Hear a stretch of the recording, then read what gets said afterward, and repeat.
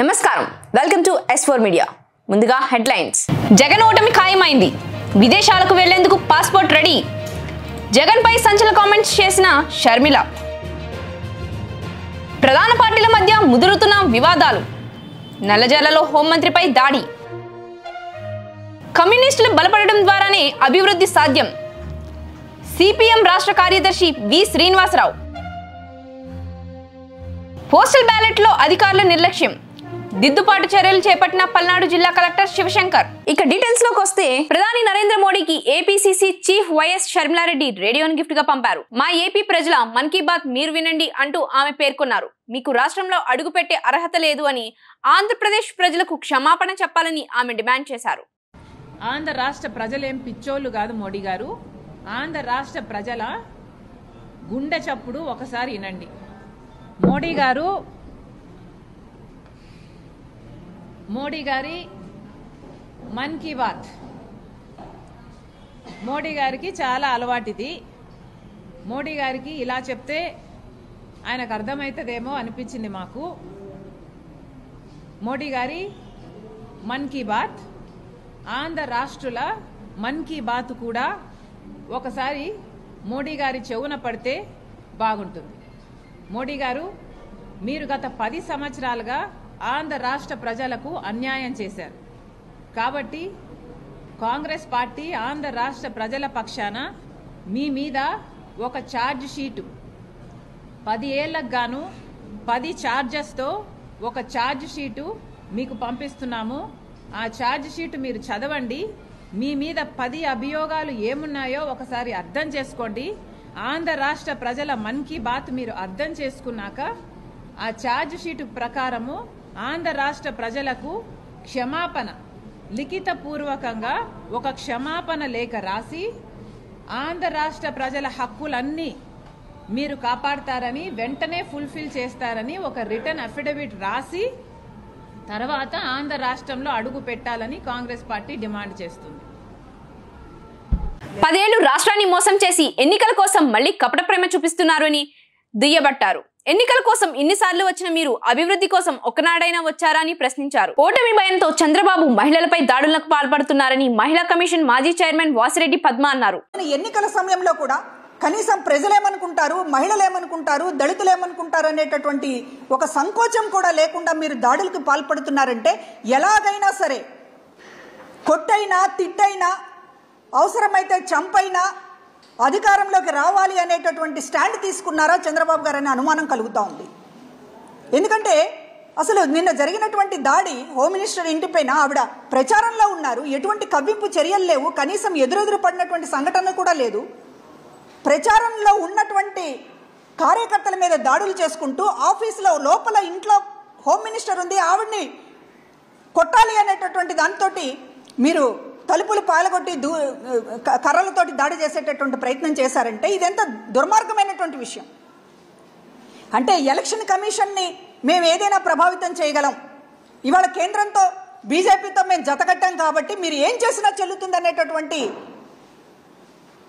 ఒక పరిస్థితిలో మీరేమన్నా ఉన్నారా? ఇవాళ ఎన్నికల కమిషన్ మీద ఒత్తిడి తీసుకొస్తున్నారు. గతంలో ఎప్పుడూ లేనటువంటి విధంగా అమల్లో ఉన్నటువంటి పథకాలకి ఈసీ బ్రేక్లు వేస్తూ ఉంది. కాబట్టి హోమ్ మినిస్టర్ పైన దాడులు చేసినా లేకపోతే మహిళల పైన దాడులు చేసినా కూడా ఎలక్షన్ కమిషన్ మమ్మల్ని ఏమీ అనదు, మమ్మల్ని కంట్రోల్ చేయదు అనేటటువంటి భరోసా ఏమైనా చంద్రబాబు గారికి లభించిందా? అందుకని ఇలాంటి దాడులకు తెగబడుతున్నారా అనేటటువంటిది ఈరోజు అర్థం చేసుకోవాల్సినటువంటి అవసరం ఉంది.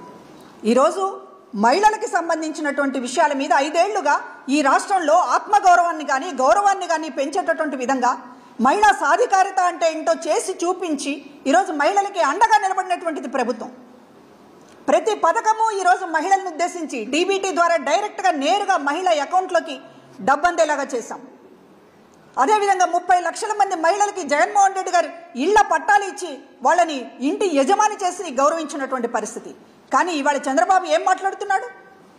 చంద్రబాబు మహిళల్ని ఎంత కించపరుస్తూ మాట్లాడుతున్నాడు.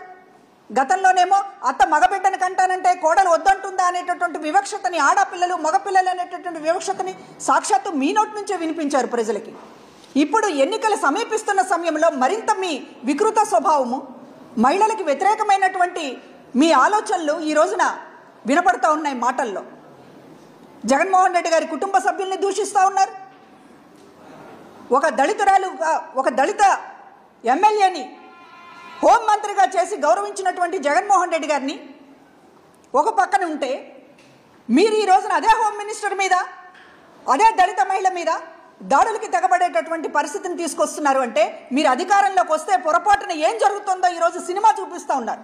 నల్లజర్లలో రాష్ట్రం హోంమంత్రి తానేటి వనితపై టీడీపీ గుండాలు దాడి వారి ఓటమి భయాన్ని స్పష్టంగా సూచించిందని, చంద్రబాబు అధికారం కోసం ఇటువంటి చర్యలకు పాల్పడుతున్నారని ఆరోపించారు. ఒక రాష్ట్ర హోంమంత్రి మహిళ ప్రచారంలో ఉంటే దాడి చేయడం దుర్మార్గపు చర్య అని ఇంటి మీదకు వెళ్లి మరీ ఫర్నిచర్ ధ్వంసం చేశారు. దీనిపై ఈసీ స్పందించాలి అని డిమాండ్ చేశారు. ఎన్నికల సమయం గడువు దగ్గర పడుతున్న తరుణంలో ప్రధాన పార్టీల మధ్య రోజు రోజుకు విభేదాలు గొడవలు పెరుగుతున్నాయి. ఇప్పటికే సమస్యాత్మక నియోజకవర్గం గుర్తించిన ఎన్నికల కమిషన్ అక్కడ బందోబస్తు పెంచింది. తాజాగా నల్లజర్లలో టీడీపీ వైసీపీ వర్గాల మధ్య దాడి జరిగింది. ఇది ముమ్మాటికి టీడీపీ వర్గాలు చేసిన దాడి అంటూ అధికార వైసీపీ ఫిర్యాదు చేశారు. ఇరు వర్గాలపై పోలీసులు కేసు నమోదు చేశారు. ఎన్నికల ప్రచారంలో భాగంగా నల్లజర్లలో హోంమంత్రి వనిత ప్రచారం ముగిసిన తరువాత ఈ వివాదం జరిగింది. ఒకరిపై ఒకరు దాడికి పాల్పడ్డారు. దీనికి సంబంధించిన సీసీటీవీ ఫుటేజ్ ను వైసీపీ వర్గాలు విడుదల చేశాయి. తెలుగుదేశం పార్టీ కార్యకర్తలు తన ఇంటిపై దాడి చేశారని హోంమంత్రి వనిత మీడియాకు వెల్లడించారు.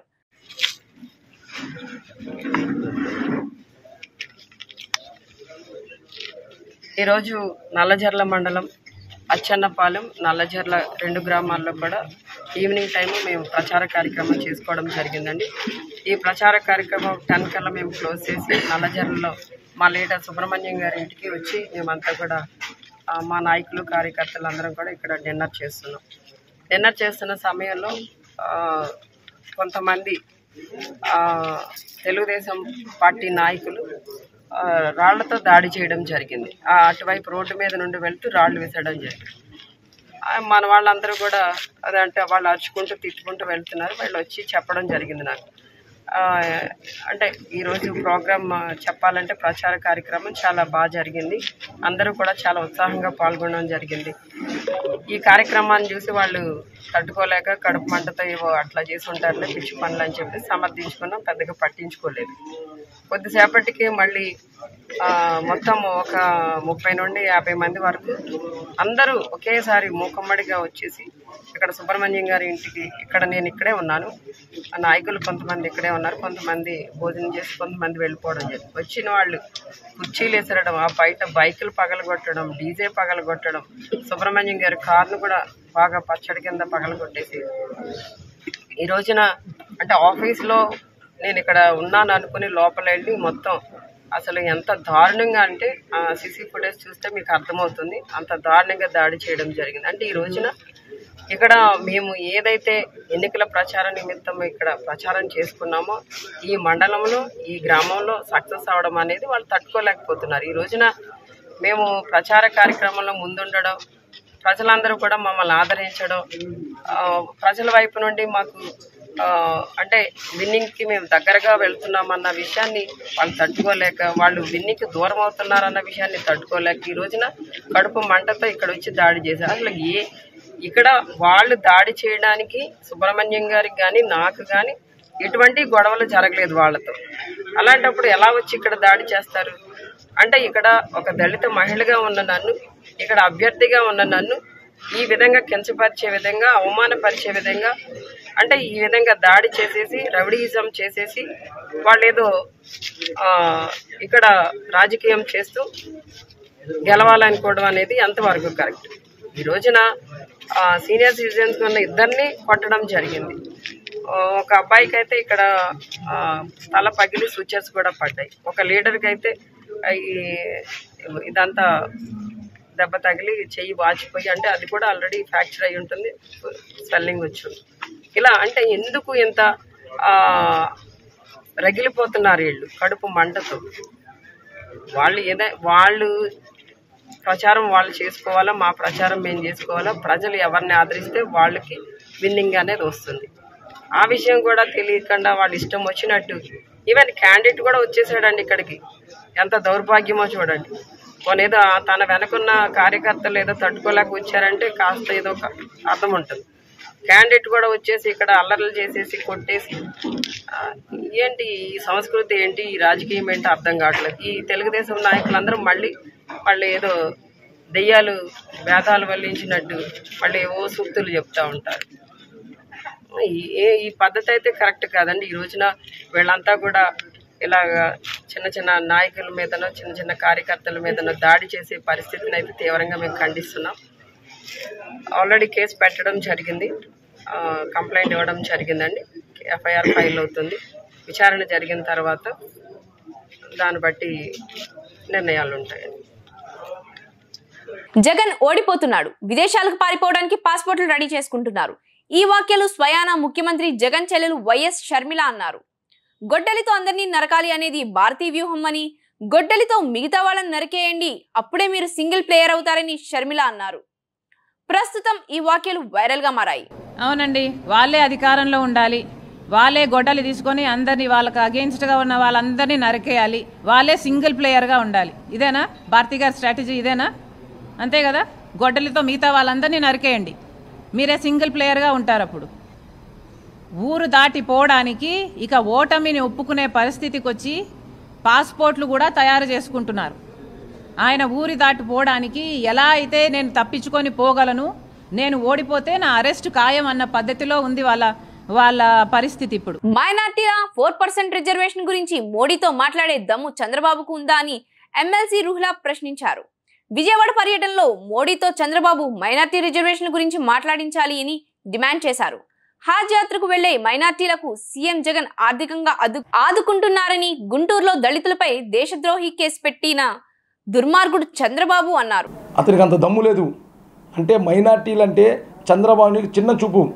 దేనికంటే చిన్న చూపు? అదే జగనన్న హజ్జీకి వెళ్తున్న హజ్ యాత్రకి 80,000 రూపాయలు 24 గంటలు ఇచ్చాడు.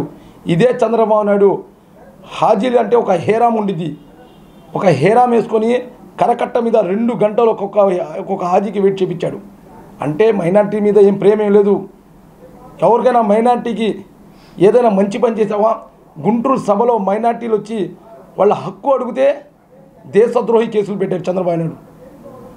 ఆలోచించాలి మైనార్టీస్ మొత్తం. ఈరోజు జగనన్న మా లాభం చేసింది ఏంటి, చంద్రబాబు మా చేసిన నష్టాలు ఏంటనేది. ఈరోజు మోడీ సభ విజయవాడ జరుగుతుంది. ఆ సభలో చంద్రబాబు నాయుడు చెప్పించాలి, మోడీ నోటి మాట నుంచి చెప్పించాలి, నేను 4% రిజర్వేషన్ తీయను, నేను ఇప్పుడు ఎన్ఆర్సీ అమలు చేయను అని చంద్రబాబు నాయుడు చెప్తేనే ఏంటంటే ఇప్పుడు మోడీ సభ చెప్పాలి. కాదంటే ఇప్పుడు చంద్రబాబు నాయుడు ఆ సభలో నుంచి దిగొచ్చేయాలి. మైనార్టీకి అంత మోసం చేసేది, మైనార్టీకి ఏంటండి మైనార్టీ వాడుకునేది కేవలం ఆంధ్రప్రదేశ్లో ఎవరు ఉన్నారంటే కేవలం ఏంటి ఇప్పుడు చంద్రబాబు నాయుడు. ఆలోచించాలి మైనార్టీలందరూ. ఈ పెడతాడు అసలు మోడీతో, అసలు మైనార్టీకి దెబ్బతీయడానికి మోడీతో కలిసింది. చంద్రబాబు వల్ల మాకేమీ లాభం జరగదు, మాకు జరిగేది జగనన్నతో. మైనార్టీకి లాభం జరగంటే జగనన్నే. పశ్చిమ గోదావరి జిల్లా తాడేపల్లిగూడెంలో ఘనంగా గంధం సురేష్ స్మారక ఎలక్ట్రానిక్ మీడియా ఉత్తమ జర్నలిస్ట్ అవార్డు ప్రధానోత్సవ కార్యక్రమం నిర్వహించారు. ఉత్తమ జిల్లా స్టాఫ్ రిపోర్టర్గా పోలవరపు మల్లికార్జున ఎన్టీవీ, ఉత్తమ వీడియో జర్నలిస్ట్గా సయ్యద్ గౌస్ TV5, ఉత్తమ నియోజకవర్గ రిపోర్టర్గా పాలడుగు సతీష్. మరీ ముఖ్యంగా నాకు తనకి దాదాపుగా సుమారు 10 సంవత్సరాల పైకి అనుబంధం ఉంది. గంధం సురేష్కి నాకు చాలా సాఫ్ట్, అంటే సాత్విక స్వభావం కలిగి ఉన్నటువంటి మంచి వ్యక్తిత్వం కలిగినటువంటి ఉన్న వ్యక్తి ఎవరన్నా ఉన్నారంటే అది గంధం సురేష్కి అని చెప్పొచ్చు. అందుకే ఏదైనా ఉన్నట్టు ముక్కుసూటిగా మాట్లాడే విధానం కావచ్చు, అతని వ్యక్తిత్వం కానీ చాలా ఒక విషయం. అదైతే TV9 రిపోర్టర్గా అతను పనిచేస్తున్నప్పుడు నాకు పరిచయమైన నేపథ్యంలో నేను మీడియా ఫీల్డ్కి వచ్చేప్పటికీ అప్పుడే తను వీడియో జర్నలిస్ట్గా తన ప్రయాణం కొనసాగిస్తూ సైమల్టేనియస్గా TV9 జర్నలిస్ట్గా కూడా జాయిన్ అవ్వడం జరిగింది. తర్వాత పల్నాడు జిల్లా చిలుకలూరిపేట నియోజకవర్గంలో పోస్టల్ బ్యాలెట్ ను ఓట్లకు సంబంధించిన పొరపాటుపై జిల్లా కలెక్టర్ శివశంకర్ చర్యలు చేపట్టారు. తప్పిదానికి బాధ్యుతులైన తహసీల్దార్ వరకుమార్ ను సస్పెండ్ చేయడంతో పాటు రిటర్నింగ్ అధికారికి షోకాజ్ నోటీసులు జారీ చేసినట్లు కలెక్టర్ శివశంకర్ తెలిపారు. పోస్టల్ బ్యాలెట్ లో MP ఓటుకు సంబంధించి ఈవీఎంలో పెట్టే బ్యాలెట్లు పొరపాటున అందజేయగా దానిపైన 1219 మంది ఓట్లు వేశారన్నారు. ఈ పొరపాటును అధికారులు గుర్తించి తెలియజేయడంతో రాష్ట్ర ఎన్నికల అధికారి దృష్టికి తీసుకువెళ్లామన్నారు. దీంతో ఎన్నికల ఆదేశాల మేరకు ఈ నెల 8-9 తేదీల్లో 1219 మంది ఉద్యోగులు మళ్లీ ఓటు వేసేలా చర్యలు తీసుకుంటామని చేపట్టారు. ఇది ఈవీఎం బ్యాలెట్ అన్నమాట. ఈవీఎం బ్యాలెట్ వెర్టికల్గా ఉంటుంది, ఈవీఎం మిషన్ తగినట్టుగా ఉంటుంది. ఇందులో ఓన్లీ ఇక్కడ ఒక నెంబర్ ఉంటుంది, సేమ్ క్యాండిడేట్స్ పేర్లు కానీ క్యాండిడేట్ ఫోటో కానీ అలాగే సింబల్ కానీ అన్నీ సేమ్గా ఉంటుంది. ఇదేమో పోస్టల్ బ్యాలెట్. పోస్టల్ బ్యాలెట్ ఏంటంటే రెండు క్యాండిడేట్స్ చొప్పున పక్క పక్కన ఉండి ఇలాగ ఒక A4 సైజ్ పేపర్ లాగా ఉంటుంది. సో దీనివల్ల అక్కడ రెండు సేమ్గా ఉండటం, పేరు కానీ ఫోటో కానీ సింబల్ కానీ అన్నీ ఒకేలాగా ఉండటం వల్ల ఇది అక్కడ స్ట్రాంగ్ రూమ్లో తీసుకునేటప్పుడు ఒక ప్యాకెట్ బదులు ఒక ప్యాకెట్ తీసుకుని వచ్చి చేయడం జరిగింది. బట్ ఏదైనా సరే అది ఇచ్చినప్పుడు ప్రెసిడెంట్ హౌసెస్కి ఇచ్చినప్పుడు అది గమనించకపోవటం అనేది అది చాలా పెద్ద తప్పు. దానికోసం అని చెప్పి ఇప్పుడు వెంటనే ఈ ఫెసిలిటేషన్ సెంటర్కి ఎవరినైతే ఇన్ఛార్జ్ ఇక్కడ మనం నియమించింది ఏఆర్ అంటే ఒక తహసీల్దార్ వరకుమార్ని మనం ఇక్కడ ఈ ఫెసిలిటేషన్ సెంటర్కి ఇన్ఛార్జ్గా నియమించడం జరిగింది. ఇది వరకుమార్ది పూర్తి బాధ్యత. అయితే ఏఆర్ వరకుమార్ది తీవ్ర నిర్లక్ష్యంగా పరిగణించడం జరిగింది. అలాగే ఆర్ఓ నారద ముందు కూడా నిర్లక్ష్యంగానే పరిగణించడం జరిగింది. అందువల్ల వెంటనే ఇప్పుడు ఏఆర్ఓ వరకుమార్ని సస్పెండ్ చేయడం జరిగింది. బీజేపీ రాక్షస పాలన చెర నుండి రక్షించి సున్నిత పరిపాలనే లక్ష్యంగా కాంగ్రెస్ ఇండియా కూటమి ఉందని కాంగ్రెస్ విజయవాడ పార్లమెంట్ అభ్యర్థి వల్లూరు భార్గవ్ అన్నారు. బుధవారం ప్రెస్ క్లబ్ లో మీట్ ది ప్రెస్ కార్యక్రమంలో భార్గవ్ పాల్గొని మాట్లాడుతూ ప్రజా సంక్షేమానికి కేజీ నుండి పీజీ వరకు యువత ఉపాధి కొరకు కాంగ్రెస్ రూపొందించిన మేనిఫెస్టో ప్రజల్లో సానుకూల స్పందన ఉందన్నారు. చాలా సున్నితంగానే ఉంది నా మార్గం అని చెప్పచ్చు. ఆవేదన మాత్రం ఎంత గట్టిగా ఉన్నా నా దారి సున్నితంగా తయారు చేసినందుకు మీ అందరికీ డెఫినెట్గా రుణపడి ఉంటాను. కంపల్సరీ చెప్పాల్సిన ఫ్యూ థింగ్స్ ఏంటంటేనండి, నేను రాజకీయంలోకి వస్తానని కళ్ళలో కూడా ఊహించలేదు సార్. ఒక 4-5 ఏళ్లుగా నేను దేశంలోనూ రాష్ట్రంలో జరుగుతున్న పరిస్థితులు చూసి చాలా ఆందోళన చెందానండి. ఏంటండి ఏం జరుగుతుంది, జనాలకు అర్థం అవ్వట్లేదా లేకపోతే నేను చూసేది సరిగ్గా చూడట్లేదా అనేది కొద్దిగా అనుమానం ఉండింది. సరే తీరా చివరి ఎన్నికల సమయం వచ్చేసరికి అనుకున్నవే జరుగుతున్నాయండి. మతాల మధ్య కులాల మధ్య చిచ్చు పెట్టడం, ఎలాంటి అభివృద్ధి మీద ఒక మేనిఫెస్టో లేకపోవటం, రాను తరాలు ఏమైపోతా అనే ఒక ఆందోళన నుండి రాహుల్ గాంధీ గారు న్యాయయాత్ర నేను ఫాలో అవటం జరిగింది. ఆయన నిలబడి ముందుకు నడవటం అనేది ఒక స్ఫూర్తిగా నేను ఫీల్ అయ్యి లాస్ట్ మినిట్లో నాకు తెలవక డేట్స్ టైం లైన్లు తెలియదండి, అప్లికేషన్ పంపించాను.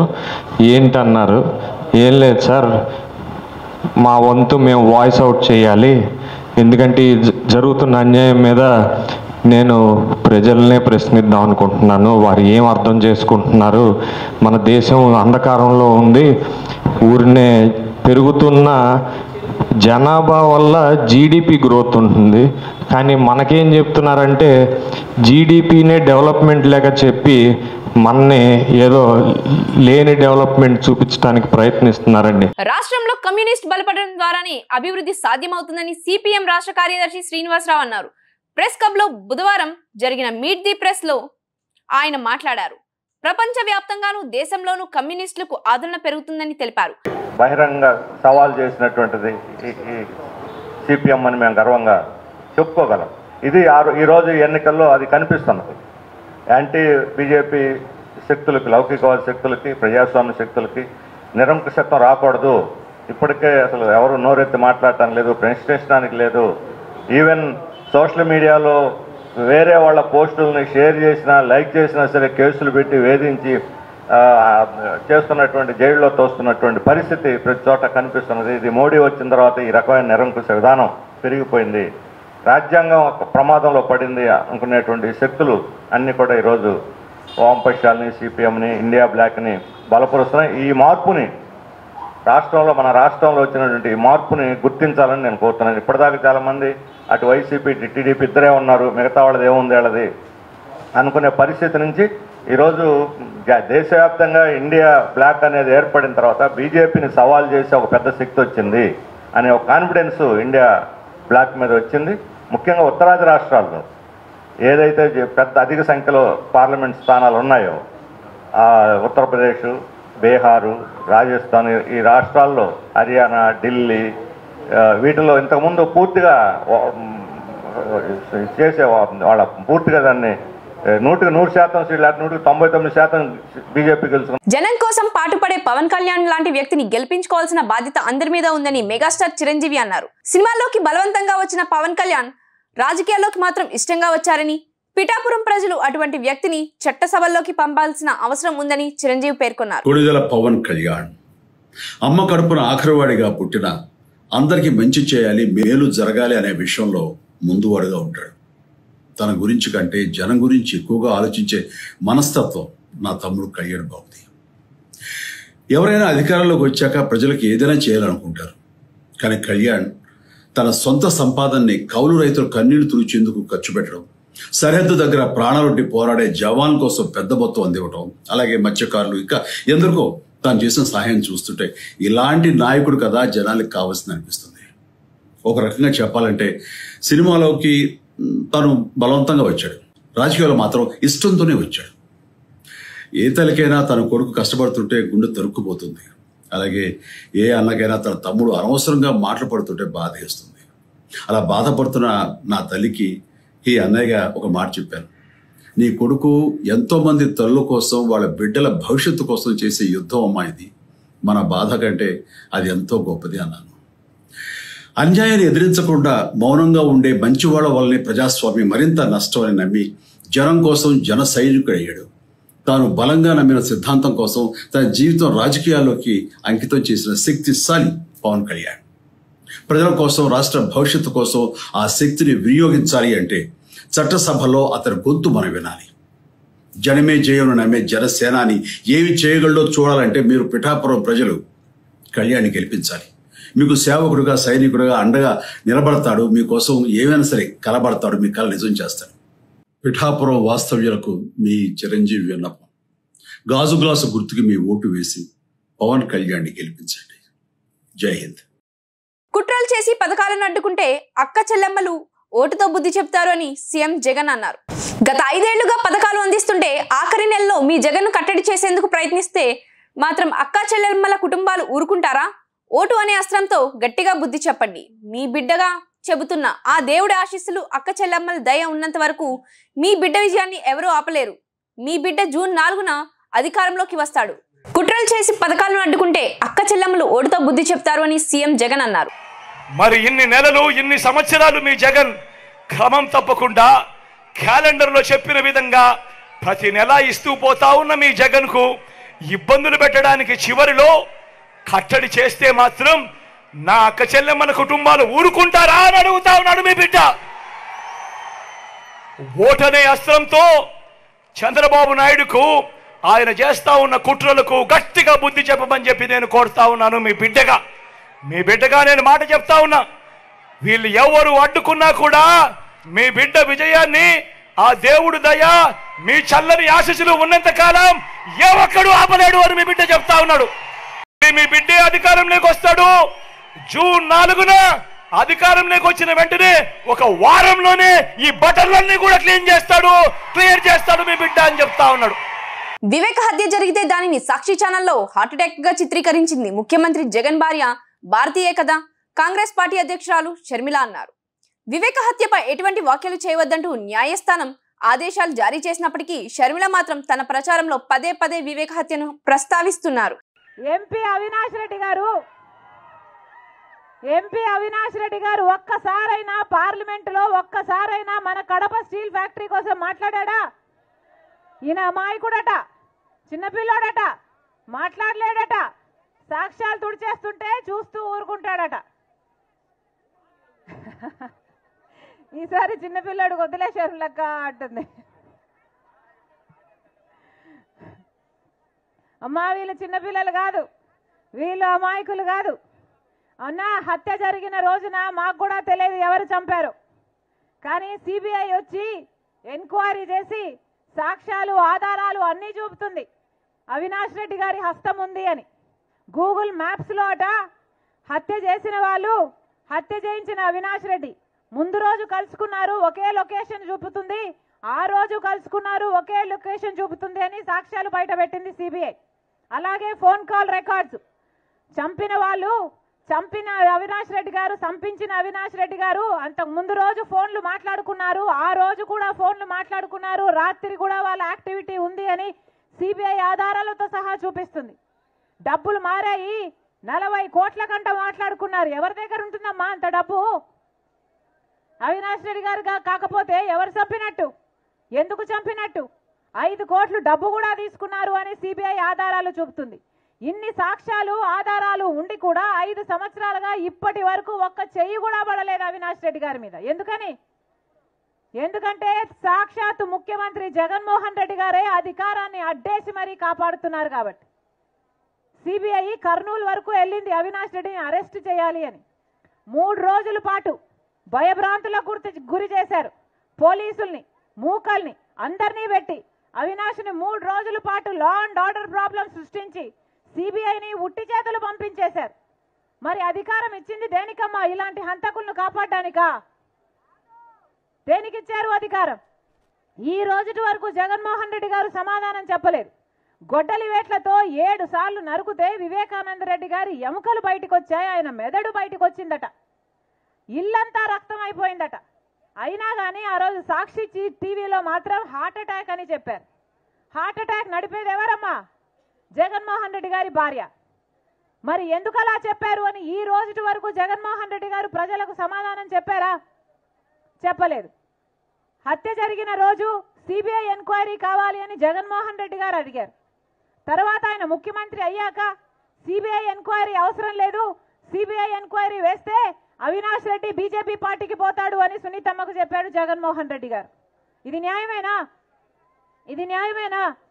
అకాల వర్షంతో మామిడి రైతులు ఆందోళన చెందుతున్నారు. రాష్ట్ర వ్యాప్తంగా పలు ప్రాంతాల్లో ఈదురుగాలులతో కూడిన వర్షపు జల్లులు కురిశాయి. ఉమ్మడి పశ్చిమ గోదావరి జిల్లాలో మధ్యాహ్నం నుంచి వాతావరణం ఒక్కసారిగా మారిపోయింది. చల్లటి గాలులతో వర్షం కురియడంతో ప్రజలు సేద తీరారు. అయితే మామిడి రైతులు మాత్రం దిగాలు చెందారు.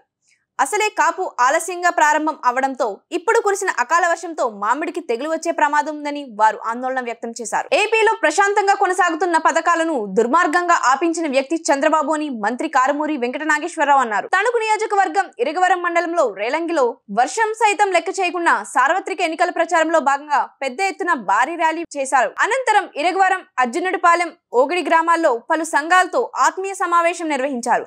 ఎన్నికల ప్రచారంలో మహిళలు, ఆడబడుచులు పెద్ద ఎత్తున హారతులు ఇచ్చి మంత్రికి స్వాగతం పలికారు. పశ్చిమ గోదావరి జిల్లా తాడేపల్లిగూడెం నియోజకవర్గం జగన్నాథపురంలో మంత్రి కొట్టు సత్యనారాయణ ఎలక్షన్ క్యాంపెయిన్ నిర్వహించారు. తంబాబత్తుల వారి రామాలయం దగ్గరకు మంత్రి కొట్టు వాహనం చేరుకుని మంత్రి ప్రసంగిస్తున్న సమయంలో అక్కడ ప్రజలు నీకు ఓటు ఎందుకు వేయాలి, రోడ్లు వేసావా అంటూ నిలదీశారు. ఆ సమయంలో కొట్టు ఊగిపోయారు. జగన్ కంటే మీకు చంద్రబాబే బెటర్ అని ఎక్కడా ఓటర్లను అడగడంతో ప్రజలు ఒక్కసారిగా మంత్రికి ఎదురు తిరిగారు.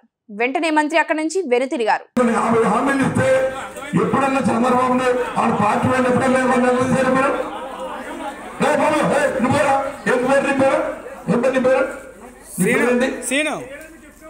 నువ్వు నీ పేరేంటని అడుగుతున్నాను.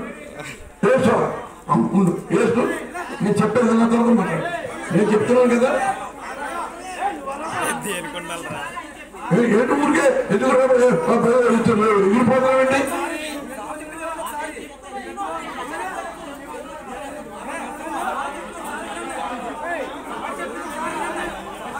అసలు నువ్వు 5 సంవత్సరాలు తెలుగుదేశంలో 3 సెంట్లు స్థలం ఇస్తానన్నారు కదా, ఇల్లు కట్టిస్తున్నారు కదా. ఏమన్నా అడిగారు ఎప్పుడన్నా?